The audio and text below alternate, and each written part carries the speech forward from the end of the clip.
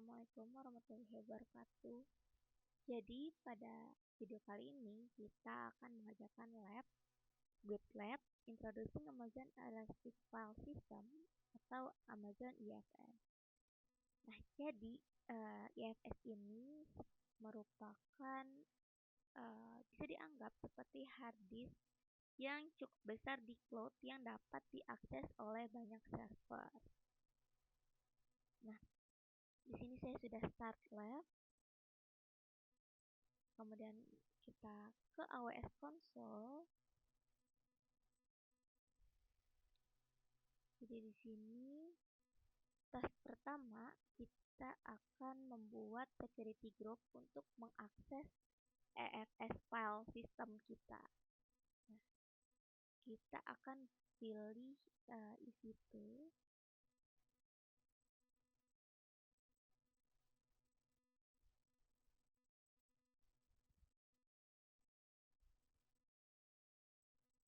Kemudian kita pilih security group.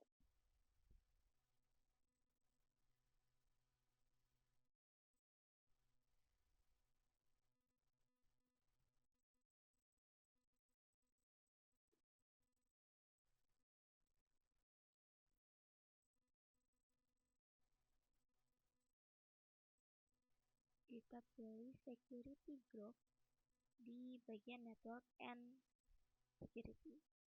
Kemudian kita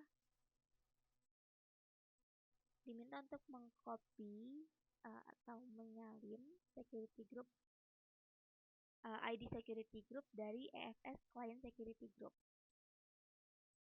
Nah, ini kita buka, kemudian kita salin ID groupnya ini.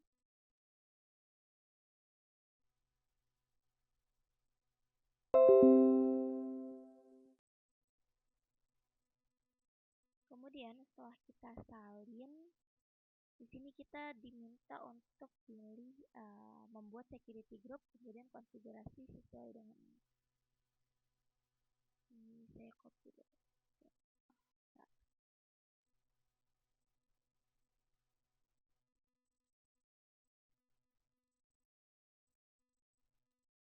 Oke, kemudian kita pilih buat grup keamanan.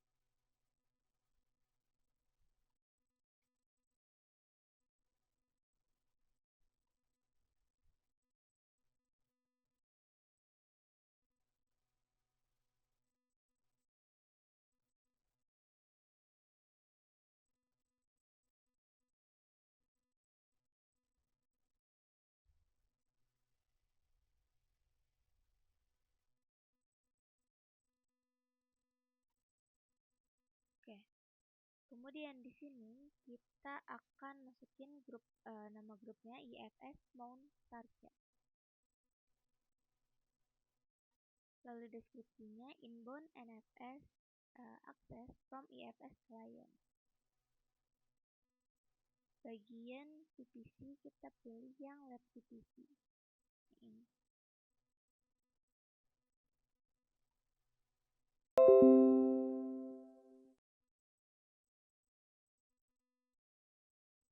Kemudian di bagian inbound role kita pilih add role, lalu kita konfigurasikan tipenya NFS.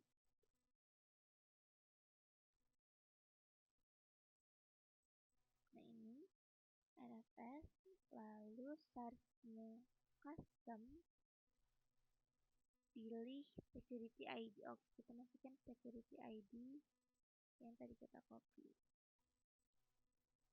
Kita masukin di sini. Nah, seperti ini di bagian inbound role.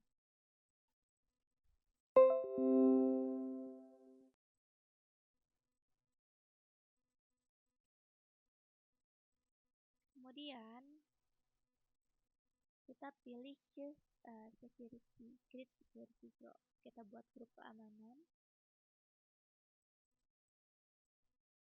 Nah, ini grup keamanannya sudah berhasil dibuat, security. Kemudian kita lanjut ke task 2, yaitu membuat sebuah IFS file system.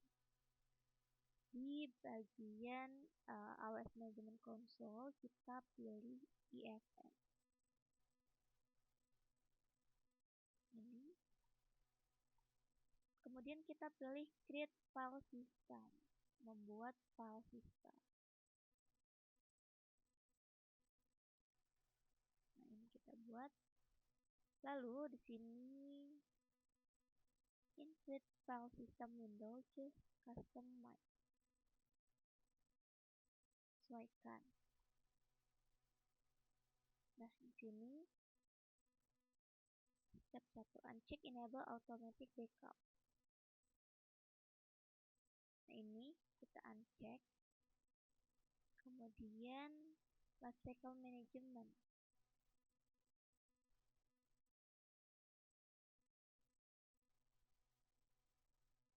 Oke, transisi ke 1A, pilih no. Di bagian set kita ngetek. Kita masukin kuncinya itu name.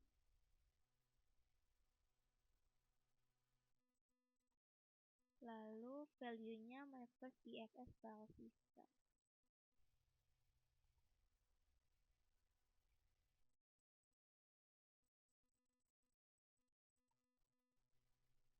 Kita perhatiin lagi apakah sudah sesuai. Check enable, ini udah.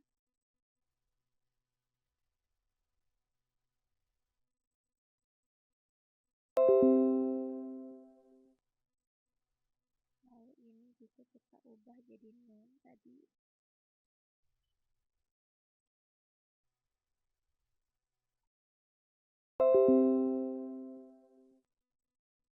Kemudian bagian stack kita konfigurasi juga.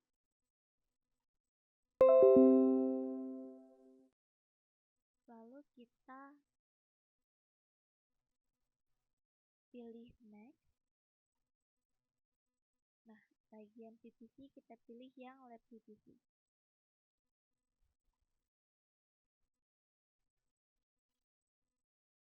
The default security group from availability zone type by choosing the check block.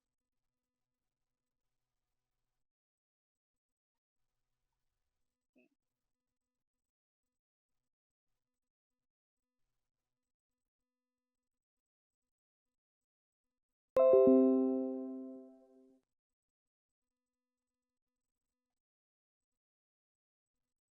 Di bagian IFS mount target.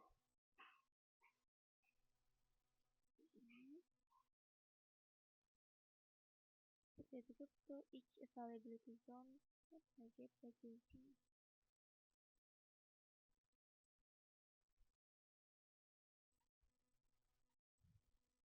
Oke, ini yang sama dari is1A ke is1B. Kemudian kita pilih next. Di step 3 choose next.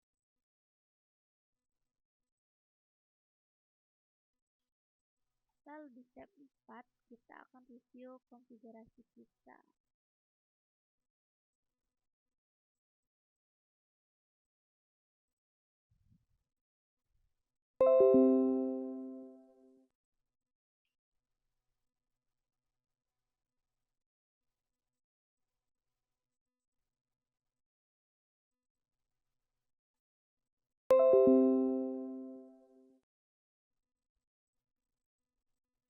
Oke, lalu kita pilih create atau buat.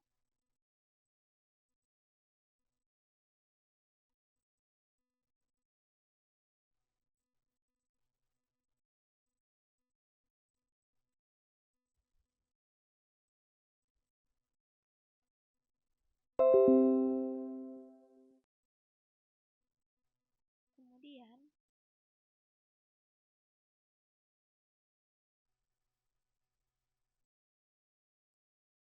process the next step after the change to available.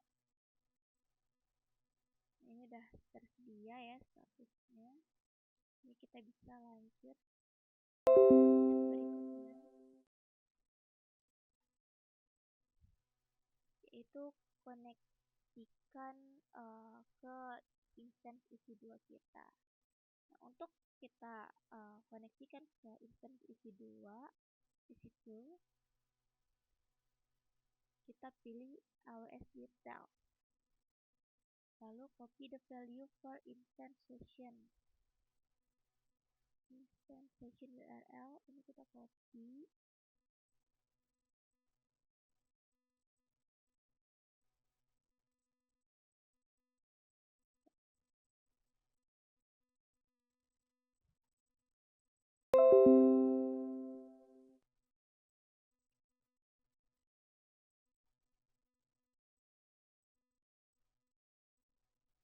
Lalu kita paste ke new tab.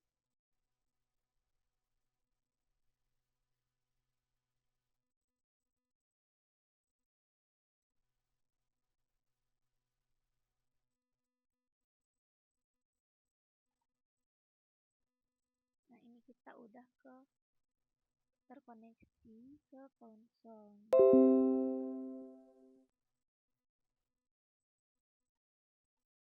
Kemudian di task 4 kita akan membuat directory baru dan mounting IFS system file. Nah, di sini di EC2 terminal session kita akan menginstal menggunakan perintah sudo untuk menginstal.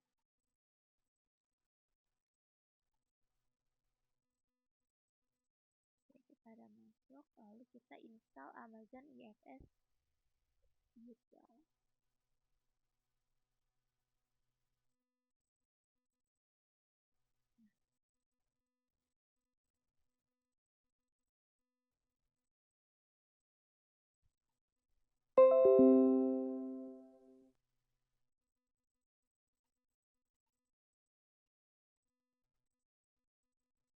Kemudian kita jalankan perintah untuk membuat directory yang akan kita mount.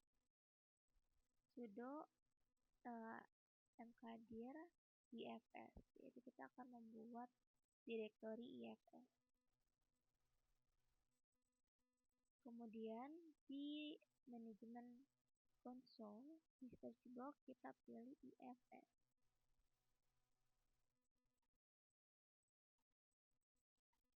Lalu kita pilih system file. Ini my first system file. My first ifs system file.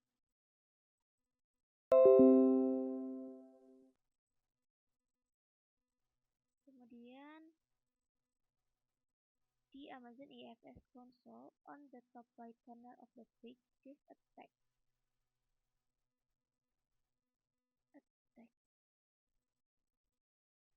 Text itu lampirkan.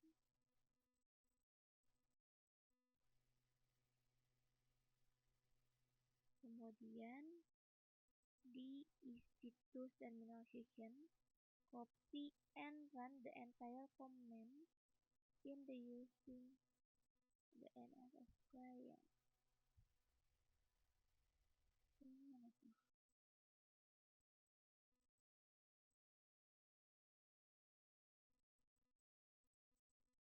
Ini kita copy.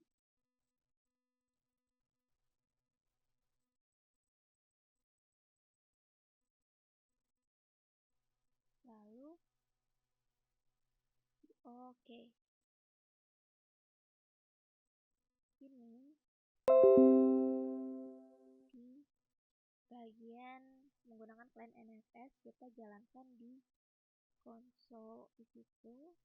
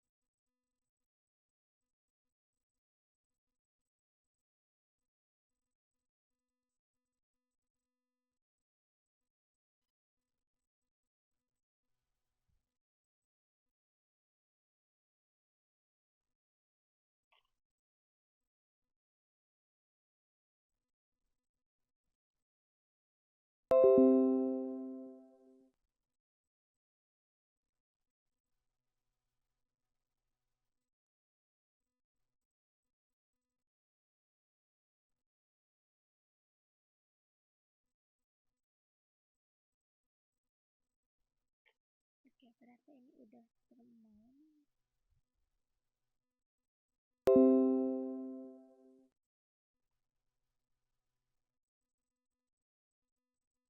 Kemudian kita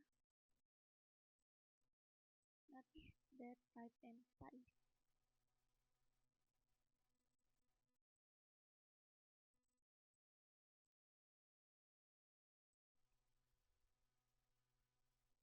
Oke.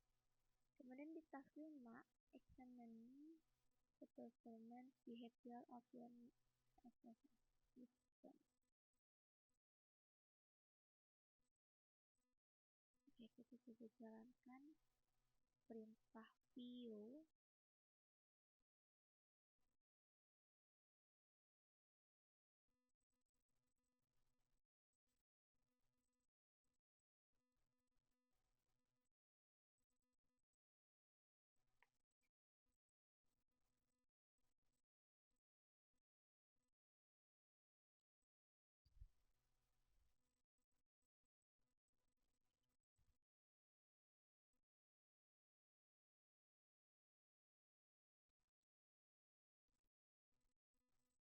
Jadi seharusnya seperti ini.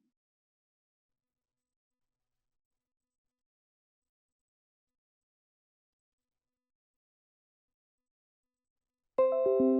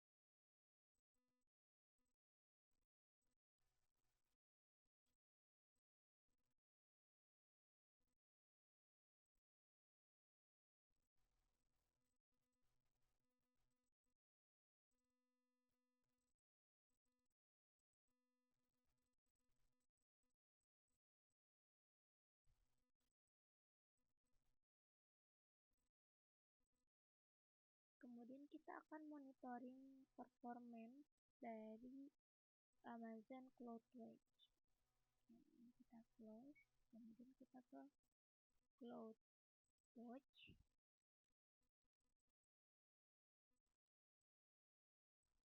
Kemudian kita pilih all metrics, semua metrik.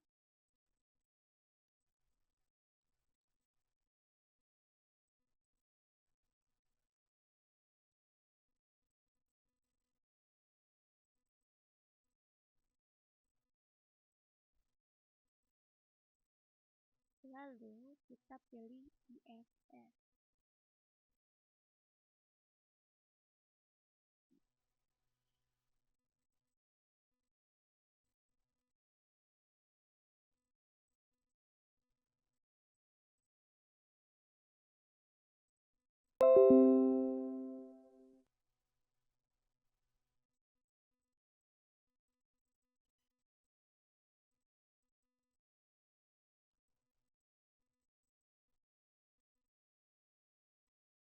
Choose file system metric. Ini metric system file.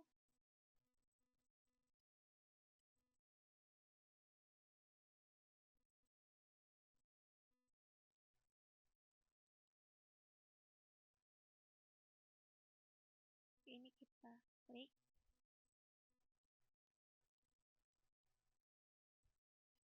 Kemudian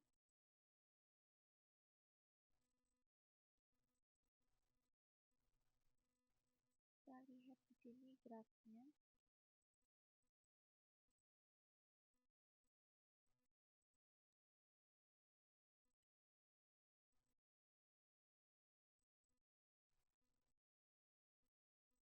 Di graf, jika kita tidak melihat garis graf, it is the time range of the graph.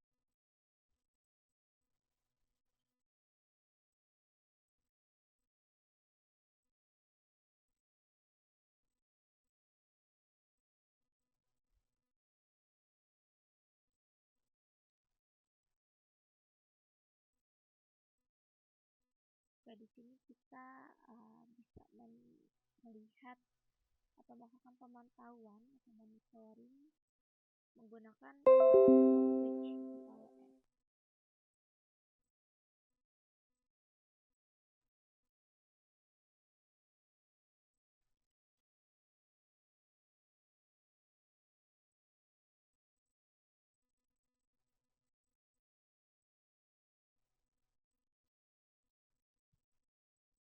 Ini ada yang salah di sini, harusnya ada data write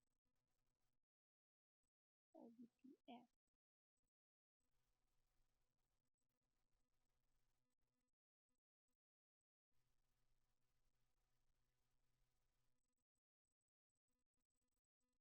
Oke, ini untuk cek juga, tapi kalau sebenarnya pakai permit throughput, di sini pakai data write byte, data write EO byte.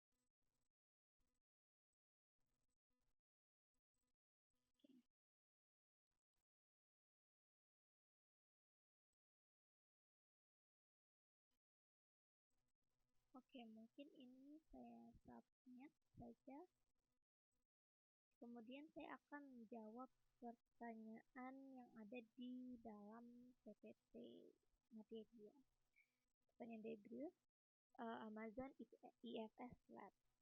Yang pertama, for instance that connect to an EFS file system, what do they need to be in relation to the EFS file system? Nah, di sini artinya untuk instance yang terhubung ke sistem file IFS, di mana mereka seharusnya posisi atau lokasi instance tersebut jika dibandingkan dengan sistem file IFS. Nah, di sini jadi instance yang ingin terhubung ke IFS itu tentunya harus berada dalam satu jaringan yang sama yang memiliki konektivitas jaringan ke IFS. Nah, misalkan TCP yang sama dalam availability zone yang sesuai dengan mount target IFS, sehingga IFS itu kan diakses melalui jaringan internal dari AWS. Jadi ketika instance tersebut berada di luar VPC, sehingga tidak punya rute ke mount target, kemudian koneksinya tentunya akan gagal. Nah, makanya dengan berada di VPC dan subnet yang bisa menjangkau IFS, maka instance dapat mengakses sistem file seperti misalnya kalau di jaringan lokal tuh kayak mengakses share folder seperti itu. Kemudian pertanyaan kedua, which port did you add into the inbound roles of the mount target security group? Jadi port berapa yang kita tambahkan di inbound role atau aturan inbound pada security group milik mount target. Jadi tadi port yang kita tambahin itu kan port NFS, Network File System. Itu merupakan port dari TCP, yaitu 2049. Nah, tadi kita menambahkan di bagian intro inbound di security group itu kan supaya mengizinkan lalu lintas masuk ke port 2049 dari security group atau dari IP instance yang terhubung. Nah, dengan kita menambahkan inbound roles ini, sehingga proses mounting dan akses file itu bisa berjalan dengan lancar seperti itu. Oke, di sini ternyata sudah selesai semua tasknya 15/15.